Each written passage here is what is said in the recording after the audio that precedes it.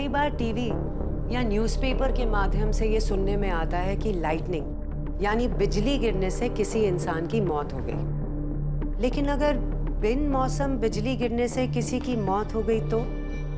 जी हाँ, ऐसा ही हुआ। एक इंसान की सब लोगों के सामने बिन मौसम बिजली गिरने से मौत हो गई।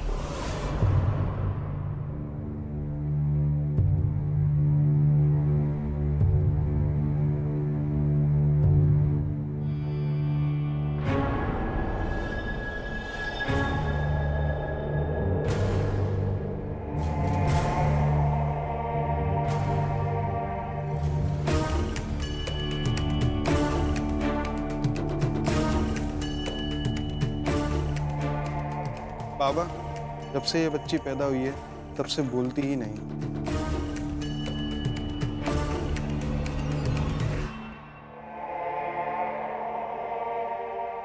इस बच्ची को 1 महीने तक इस आश्रम में लेके आओ, ये बोलना शुरू कर देगी।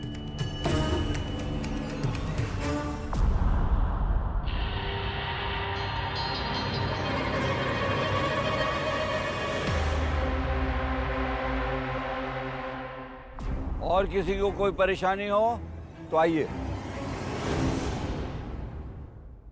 मेरा पति उस औरत को कब छोड़ेगा बाबा? मुझे उपाय बताइए बाबा।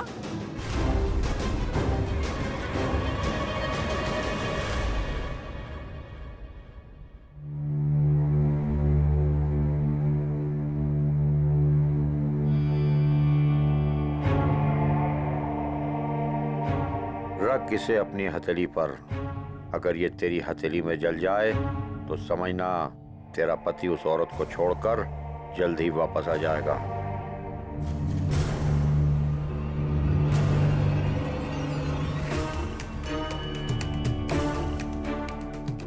बाबा जोगराज की जय हो! बाबा जोगराज की जय हो! बाबा, अब आपकी साधना का समय हो रहा है, चलिए। बाबा जोगराज की जय! बाबा जोगराज की जय!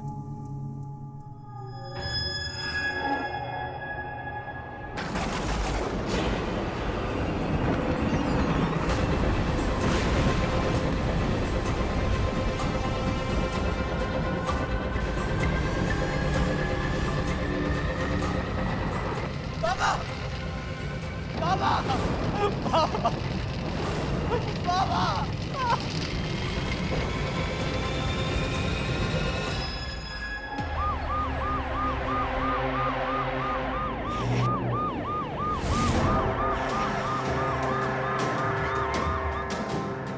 पीछे हटिए आप लोग, पीछे हटिए, पीछे हटिए आप लोग। सर, इन लोगों का कहना है कि इनकी मौत बिजली गिरने से हुई है।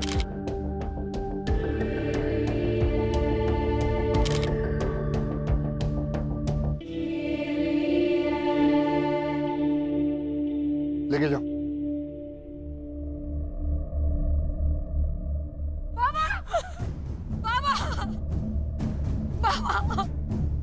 बाबा चले गए विभू। अब हमारा ध्यान कौन रखेगा? मैं ध्यान रखूंगा ना तुम लोगों का बच्चों। मैं सब संभाल लूंगा। आप लोग की इस बिजली गिरने वाली बात को हजम करना थोड़ा मुश्किल है। तो क्या हम झूठ बोल रहे हैं? इंस्पेक्टर साहब, आप इन बातों पर विश्वास करते हो या ना करते हो, लेकिन यहाँ मौजूद लोगों ने उस मायावी शक्ति को अपने सामने महसूस किया है। हाँ, हमने भी देखा है। हाँ, हमने भी देखा है। शांत हो जाइए, शांत हो जाइए आप लोग। बाबा के प्रति आप लोग की भावना और प्रेम का मैं सम्मान करता हूँ, लेकिन पुलिस होने के नाते हमारा काम है आप लोगों से सवाल करना। खैर, हमें आपके आश्रम की तलाशी लेनी होगी। तो भाई त्रिपाठी। आप लोगों को मजाक लग रहा है? वो एक सिद्ध पुरुष थे। कोई काली शक्ति ही उनके प्राण हर सकती है, वरना जब तक वो ना चाहते उनकी आत्मा उनका शरीर त्याग ही नहीं सकती थी।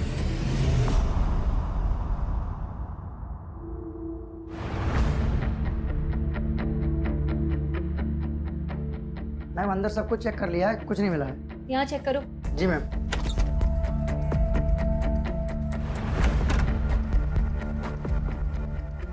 मैडम। हाँ मैडम, मैंने सारा कमरा चेक कर लिया, पर वहां पर कोई खुला तार नहीं है जिससे किसी को शॉक लगे। मैम फिर ये यहाँ पर किसी को शॉक लग कैसे सकता है? और बाबा की मौत जहाँ पर हुई वहाँ पर भी कुछ ऐसा नहीं है, तो बाबा को 440 वोल्ट का शॉक लगा कैसे होगा? यही सोचकर तो खूनी ने ये प्लानिंग की होगी। आखिर ऐसी जगह पर शक कौन कर सकता है? मायावी बिजली वाली बात भोले भाले भक्तजनों के लिए सच हो सकती है, पुलिस के लिए नहीं। चाचा जी, मैं आपकी बहुत इज्जत करता हूँ, लेकिन बाबा की मौत ऐसे चमत्कार से होना मुझे भी खल रहा है। इसके पीछे जरूर कोई राज है। मैं तो यही कहना चाहूंगा कि आप प्लीज पुलिस को अपना काम करने दीजिए। विभू, तुम्हारे बाबा की मौत देवीय प्रकोप से ही हुई है।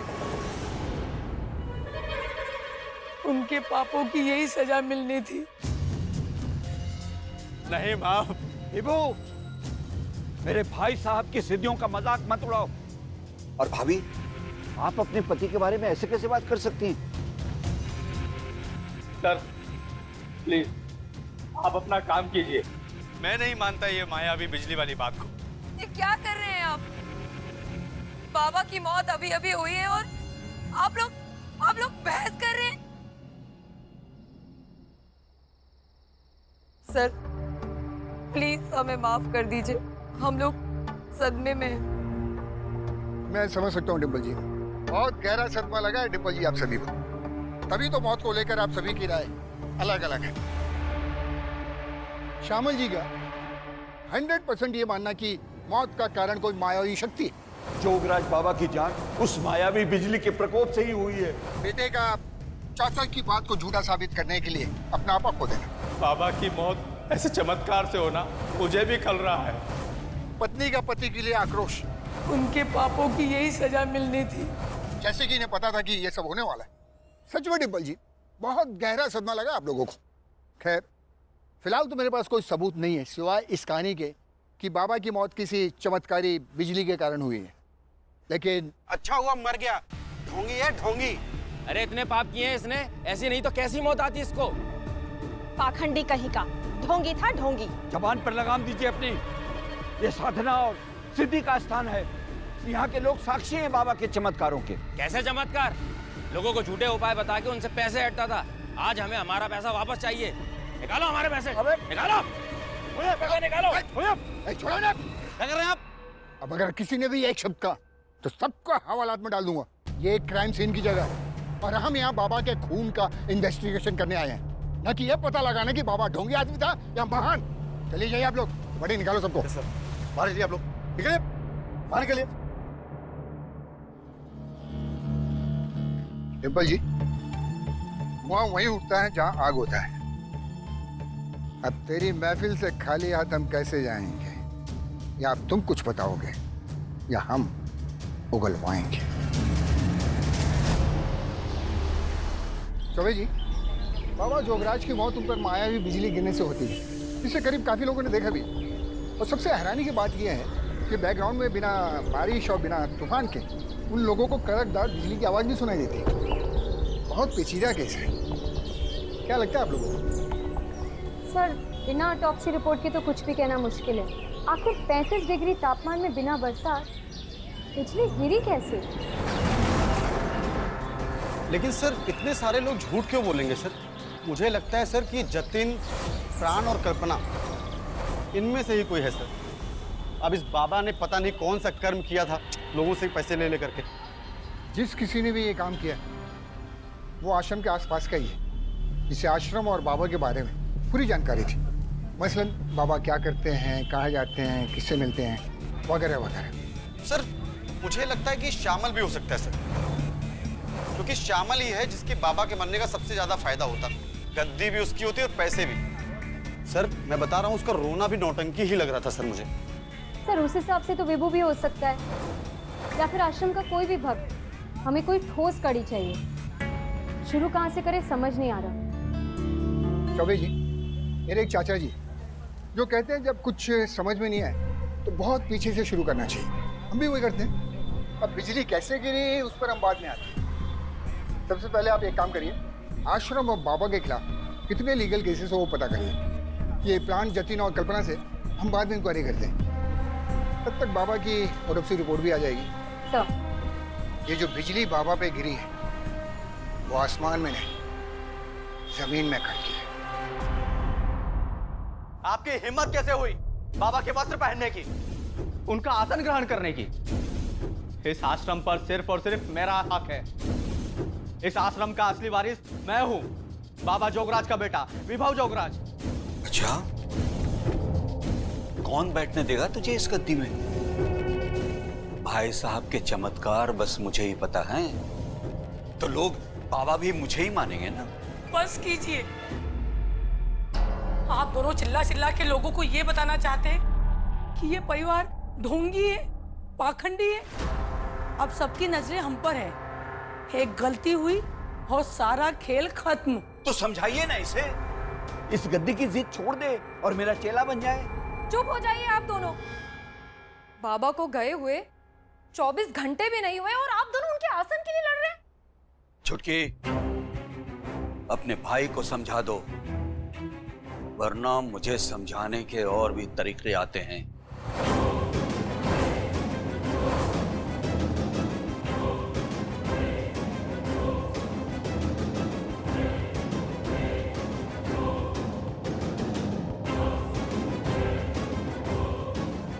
ऐसे क्या देख रहे हो?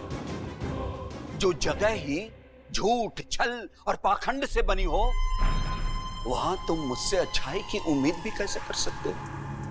भाई साहब के मरने का दुख मुझे भी है, लेकिन इस आश्रम के बारे में भी तो सोचना है।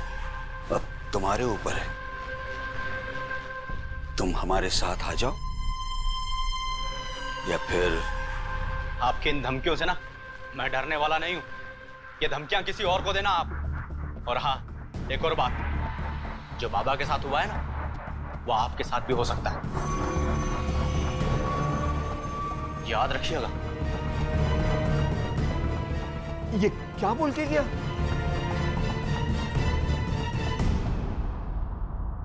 बाबा का पूरा परिवार ही ढोंगी लग रहा है।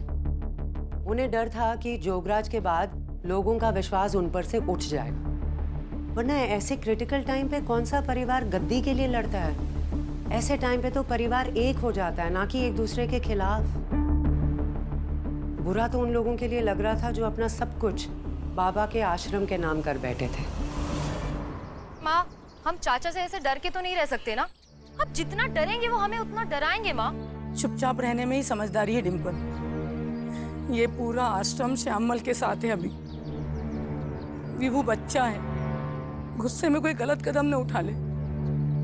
माँ, कहीं विभू ने तो गद्दी के लिए नहीं, विभू गरम दिमाग का जरूर है, लेकिन वो किसी का नुकसान नहीं कर सकता। पर बेटा, तुम दोनों को श्यामल से सतर्क रहने की जरूरत है। मगर चाचा और बाबा ने ऐसा छल और ढोंग नहीं किया होता तो हमें ये दिन नहीं देखने पड़ते। माँ, हाँ, माना कि तुम्हारे बाबा ढोंगी थे, पाखंडी थे, लेकिन डिम्पल वो बुरे इंसान नहीं थे। आज से 25 साल पहले तुम्हारे बाबा ने ही मुझे कोठे से बचाया था। अब ये मेरी जिम्मेदारी है कि पता लगाओ कि आखिर उनके साथ क्या हुआ।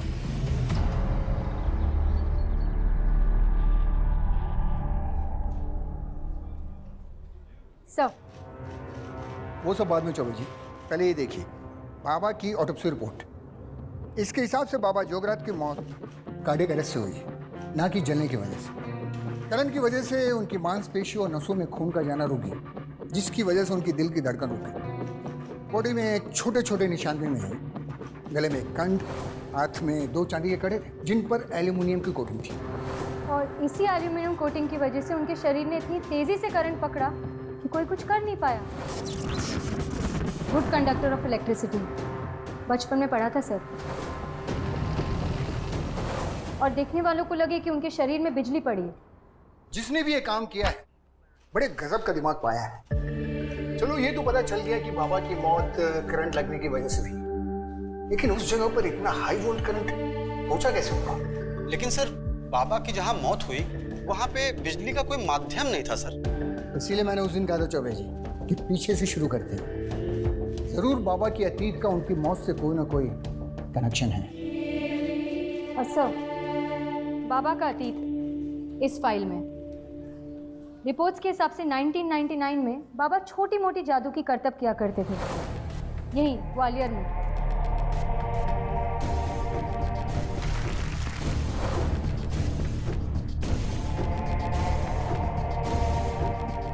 उसके बाद उन्होंने अपना आश्रम खोल लिया और लोगों को भरोसा दिला दिया कि वो बहुत ही चमत्कारी बाबा हैं। बस ऐसे शुरू हुआ बाबा जोगराज का ये व्यापार।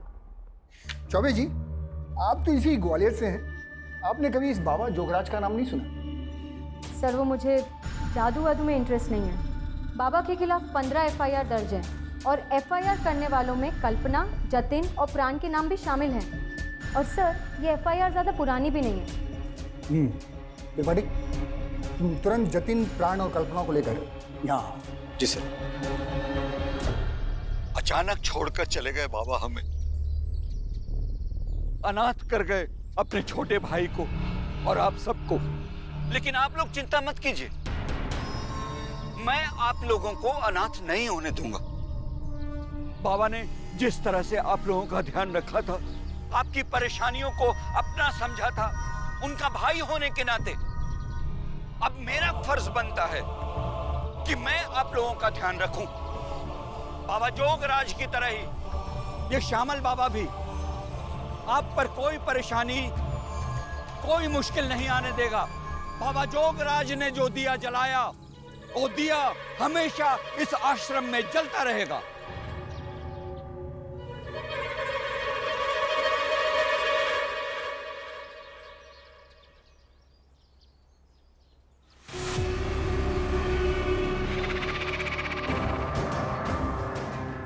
श्यामल बाबा की, श्यामल बाबा की, श्यामल बाबा की, श्यामल बाबा की।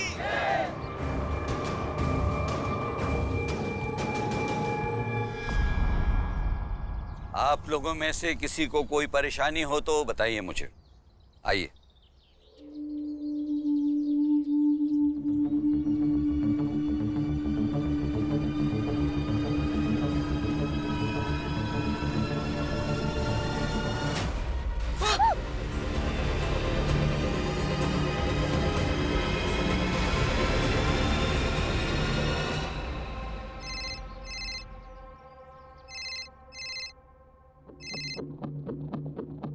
हेलो, क्या?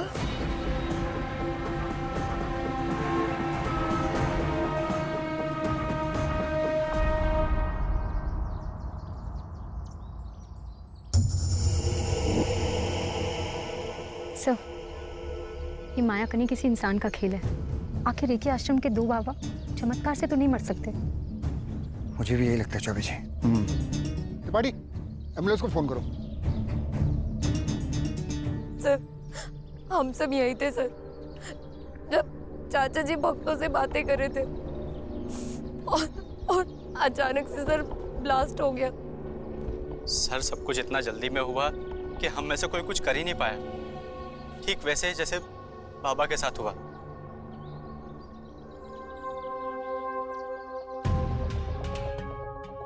मुझे तो लगता है कि अब हमें भी इस आश्रम को छोड़कर चले जाना चाहिए। कहीं हम पर भी कोई आँच ना आ जाए। मुझे लगता है हमारे परिवार को कोई खत्म करना चाहता है सर। कहीं कोई। सर देखिए ना ये क्या हो रहा है हमारे साथ। सर बाबा के शरीर में बिजली गिर गई, उसके बाद चाचा जी के साथ, और उसके बाद माँ भी सर। क्या स्मृति जी को क्या हुआ? आप ऐसे माँ पर शक नहीं कर सकती मैडम, वो तो यहाँ है भी नहीं। हम शक नहीं कर रहे, आपसे पूछ रहे हैं। मैडम हमें नहीं पता है, वो उन्हें तो पता भी नहीं होगा कि चाचा जी नहीं रहे। मतलब तुम्हारी माँ कहाँ है तुम्हें इस वक्त पता नहीं? सर सुबह 6 बजे से ही घर से निकल चुकी हैं वो, और हम बहुत फोन कर लिया हमने, लेकिन नहीं उठा रही है वो, पता नहीं कहाँ चली गई। Tripathi, yes sir. इनके माँ की लोकेशन का पता करो जल्दी। और देखिए हम इस आश्रम को सील कर रहे हैं, अब यहाँ कोई नहीं आएगा। त्रिपाठी निकालिए इन सबको।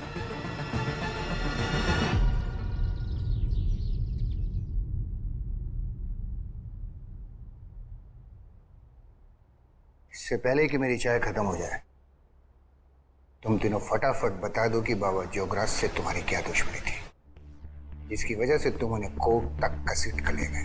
अच्छा हुआ मर गया। ढोंगी है ढोंगी। ऐसी नहीं तो कैसी मौत आती इसको? ढोंगी था ढोंगी।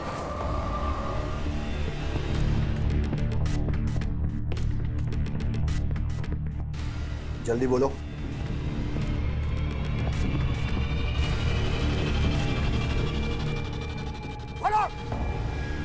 सर, उस योगराज ने मेरी बीवी से कहा कि अगर वो उसकी सच्ची भक्त है ना, तो ये आग भी उसका कुछ नहीं बिगाड़ सकती। और जैसे ही वो आग में प्रवेश करेगी तो ये आग पानी की तरह शीतल हो जाएगी और वो पगली अपनी भक्ति साबित करने के लिए उस अग्नि में कूद गई। जैसे ही उसके शरीर में आग लगी वो जोर जोर से चिल्लाने लगी। और बाबा ने कुछ नहीं किया सर, वो सिर्फ तमाशा देखता रहा और मेरी कुसुम मर गई सर। हर लड़की की तरह मेरे भी शादी के अरमान थे, लेकिन सबने कहा कि मेरी कुंडली में दोष है। फिर मैं बाबा के पास गई और बाबा ने मुझसे 15 लाख रुपए मांगे और ये भी कहा कि मैं उस लड़के को उनके पास लेकर जाऊं जिससे मैं प्यार करती हूँ और फिर वो उससे मेरी शादी करवा देंगे। और मैं बेवकूफ बाबा को 15 लाख रुपए दिए और अबिक को उनके पास लेकर चली गई। बाबा ने उसे शादी करने के लिए मनाया ही नहीं था, उसे सम्मोहित किया था, हिप्नोटाइज किया था और जबरदस्ती उससे मेरी शादी करवा रहे थे।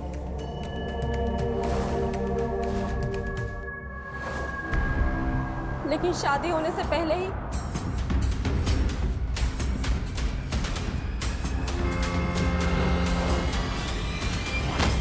मेरी बेवकूफी और नासमझी की वजह से आज मेरे अबिक की जान चली गई।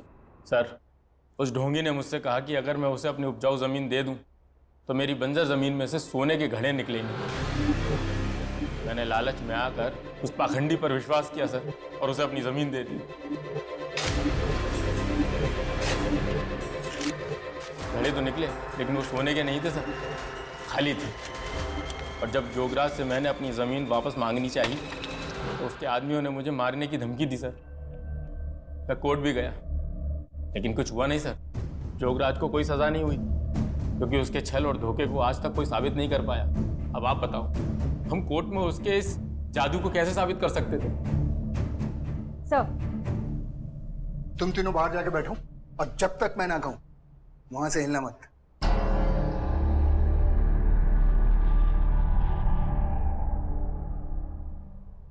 सर, स्मृति जी विदिशा में है।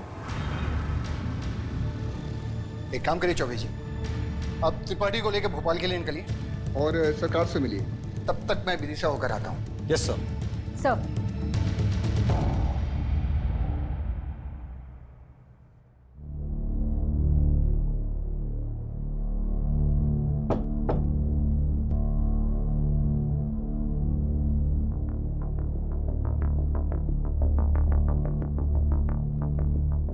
दीदी, मुझे पता है कि आप मुझ पर शक कर रही हैं, पर मैं आपको सच बताऊं, चाचा और बाबा की मौत से मेरा कोई लेना देना नहीं है। अब तो मुझे डर लग रहा है दीदी, अगर मुझे कुछ हो गया तो, माँ वापस नहीं आई तो, अगर माँ को कुछ हो गया तो। विभू, चुप हो जा। विभू, तुझे और माँ को मैं कुछ नहीं होने दूंगी। तुझे भरोसा है ना मुझ पे? तेरी बहन है ना।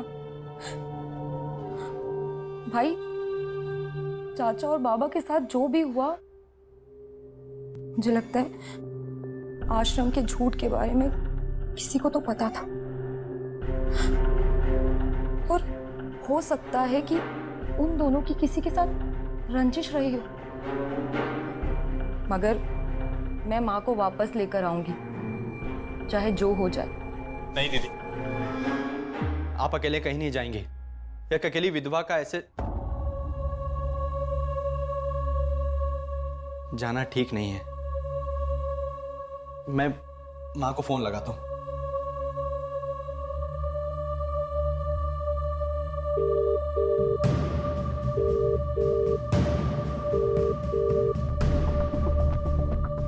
नहीं उठा रही। विभू, माँ को फोन उठाना होता ना तो पहले ही उठा चुकी होती।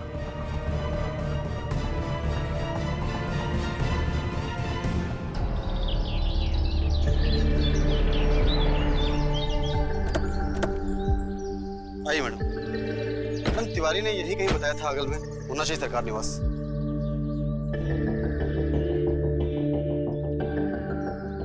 मैडम वो राज सरकार निवास, आइए। आइए।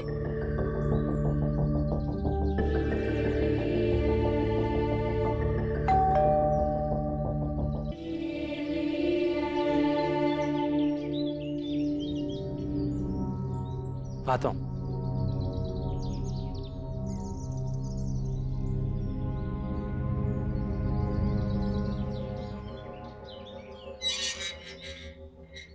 सरकार व्यास।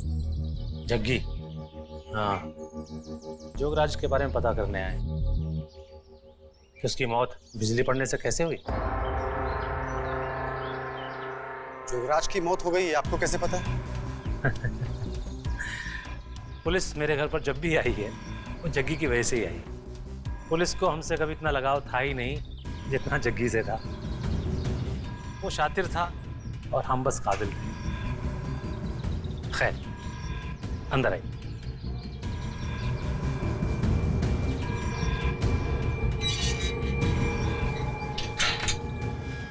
बताइए, क्या पूछना है?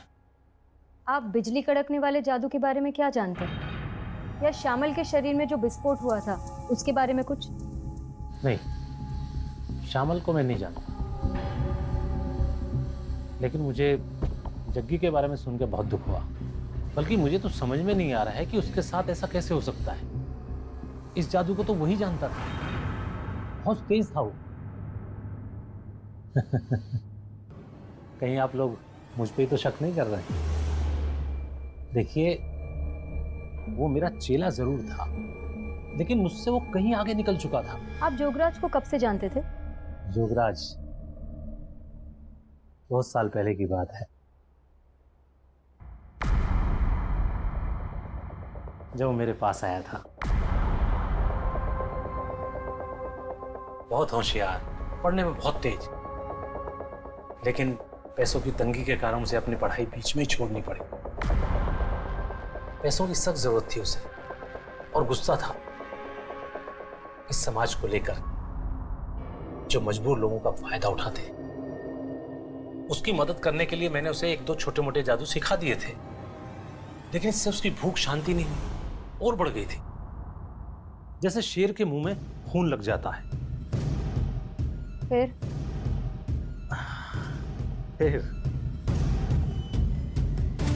फिर उसने हर तरह का जादू सीखा, सीखता रहा और तब तक सीखता रहा जब तक उसने महारत हासिल नहीं करी।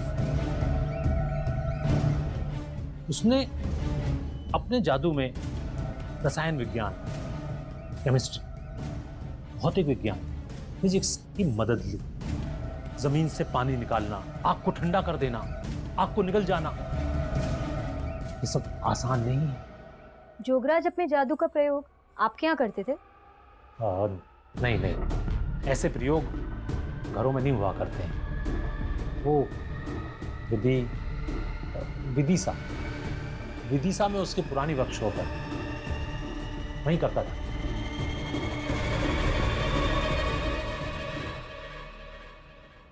सर, हमें शक है कि स्मृति जी इन सब के पीछे हैं। स्मृति जी,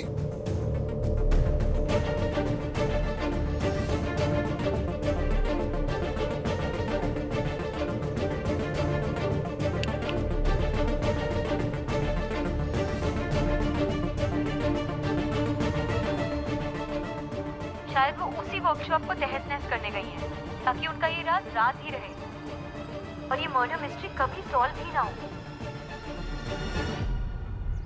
बस रोक दीजिए। कितना हुआ भैया?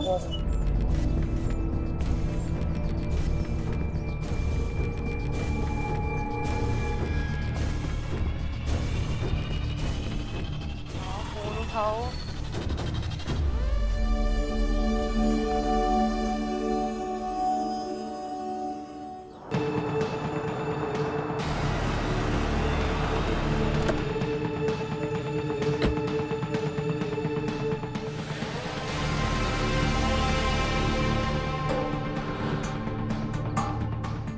इतने सारे केमिकल्स।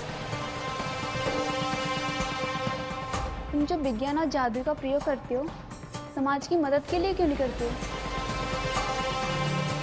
तुम जिस समाज की बात कर रही हो ना, वो समाज झूठा और पाखंडी है। मैं बस वो कर रहा हूँ जो समाज मुझसे चाहता है।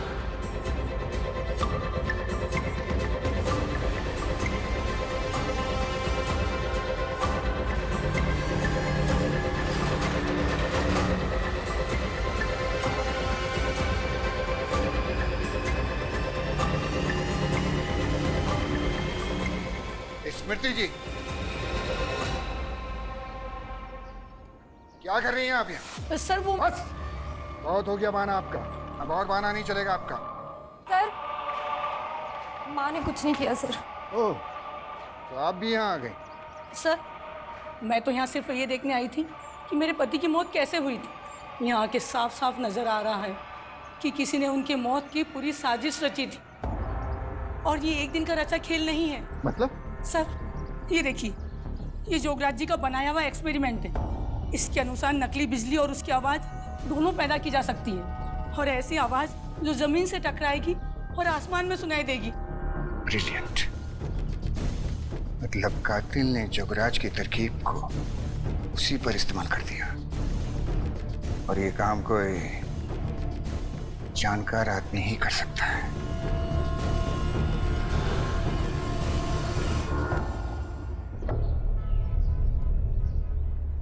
देखिए, मैंने आप सबको यहाँ कुछ दिखाने के लिए बुलाया है।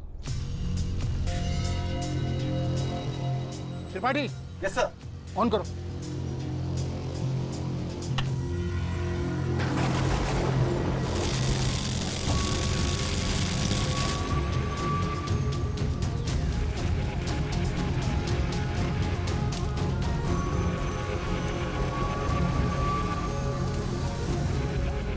बाबा को दिल का दौरा पड़ा था करंट के तेज झटके के प्रभाव से। लेकिन ये सब किसने किया होगा?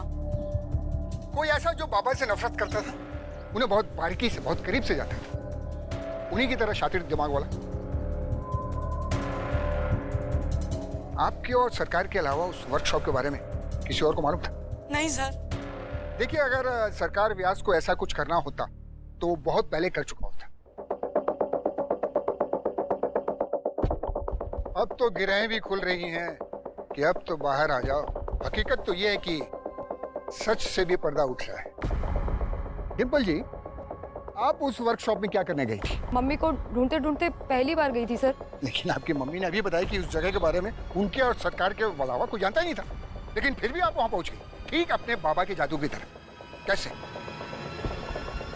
कैसे?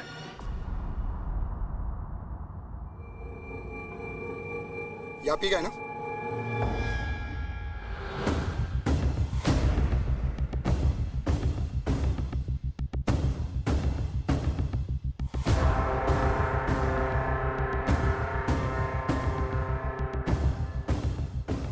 हाँ तिवारी, एक फोटो भेजिए फोन पे। हाँ, और उसका डिटेल्स निकालो तुरंत। हाँ तिवारी, इसका पक्का? ये एटीएम की रिसीप्ट आप ही का है ना? लेकिन अभी तो आपने कहा कि आप पहली बार वहां गई थी, लेकिन ये तो आपसे पहले ही वहां पहुंच गया था। कैसे, बोलिए।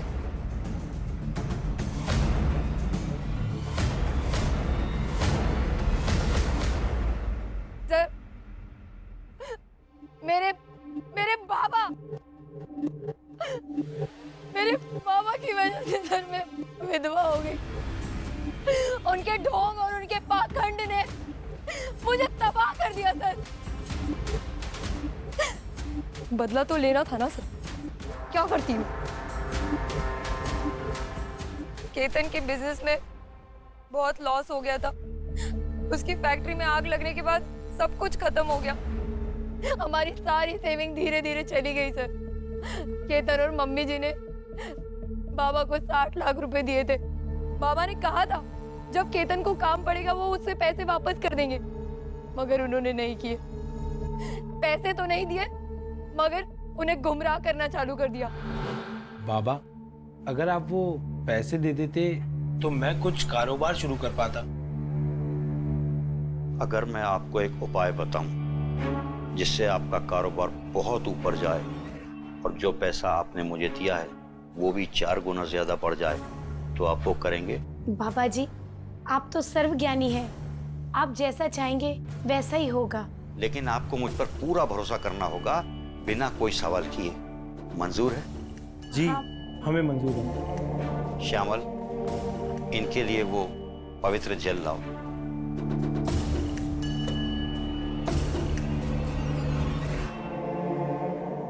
अब आप ये जल ग्रहण कर लीजिए। ये हजारों साल की तपस्या के बाद लाया हुआ पानी है। बाबा, अब क्या करना होगा? अब आपको जल समाधि लेनी होगी और सच्चे मन से जल समाधि लेने के बाद आपको दोबारा जीवन दान मिलेगा और उसके बाद आपका कारोबार ही नहीं बल्कि आप जिस चीज को हाथ लगाएंगे वो चीज सोना हो जाएगी। बाबा, ये आप क्या बोल रहे हैं? केतन, मम्मी जी, हम ये सब चीजें नहीं करेंगे। अरे तुम परेशान मत हो, बाबा कह रहे हैं ना, कुछ नहीं होगा। चाचा जी प्लीज छोड़िए, क्या कर रहे हैं आप? पापा बोलिए ना प्लीज। केतन, मम्मी जी प्लीज बचाइए, मर जाएंगे वो लोग।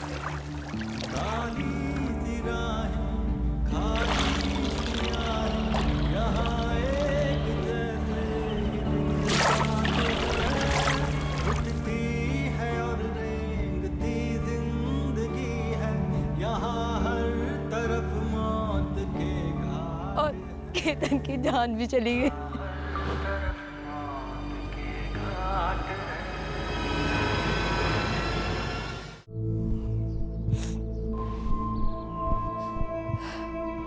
सर, बाबा और चाचा ने मुझे धमकी दी थी कि अगर मैं एक शब्द भी उनके खिलाफ कहूंगी तो वो मुझे मार डालेंगे। मैं चुप थी, मैंने कुछ नहीं कहा क्योंकि मुझे पता था मेरा एक भी गलत कदम मेरी मौत का कारण बन सकता। एक दिन मैं आश्रम की फाइल चेक कर रही थी, मुझे विदिशा में बाबा के वर्कशॉप के बिल मिले और मैंने ये वर्कशॉप का नाम पहले कभी नहीं सुना था सर। मैंने सच का पता लगाने के लिए मैं उस वर्कशॉप पे गई। मैंने जब बाबा का वर्कशॉप देखा सर, वहां पर मुझे बाबा की जादुई शक्तियों का राज पता चला। बाबा के गुरु सरकार व्यास के बारे में भी पता चला। और एक चीज और सर, आसमानी बिजली बनाने की तरकीब, जितना भी सामान वहां पर था ना सर, वो सब मैं अपने बैग में लेकर आ गई। मैंने इंतजार किया, मैंने उस तरकीब को बनाना सीखा और सही वक्त आने पर बाबा की तरकीब मैंने बाबा पे अपनाई थी।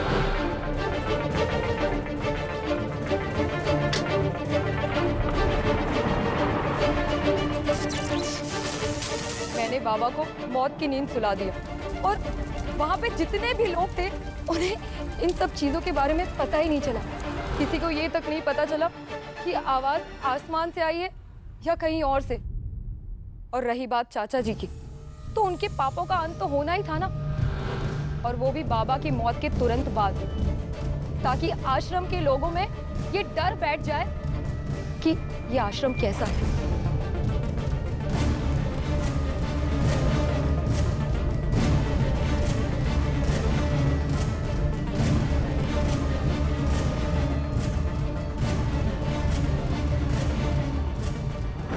सर, एक बात और, अगर पापों का अंत ना होना तो पापी का अंत होना बहुत जरूरी है। चौबे जी, अरेस्ट हो। चौबे जी। Yes sir. कम।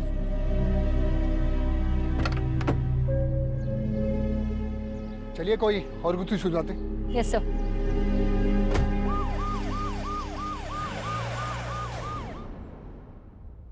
बेटियों का सबसे ज्यादा प्यार अपने पिता के साथ होता है, और सोचिए ऐसा कदम उठाने से पहले उसकी आत्मा कितनी बार तड़पी होगी। और अगर पिता जोगराज जैसा हो तो न जाने कितने जोगराज हमारी सोसाइटी को बदनाम कर रहे हैं। हमें ऐसे पाखंडियों से दूर रहना है, अपने आप को सुरक्षित रखना है। अपना ख्याल रखिए।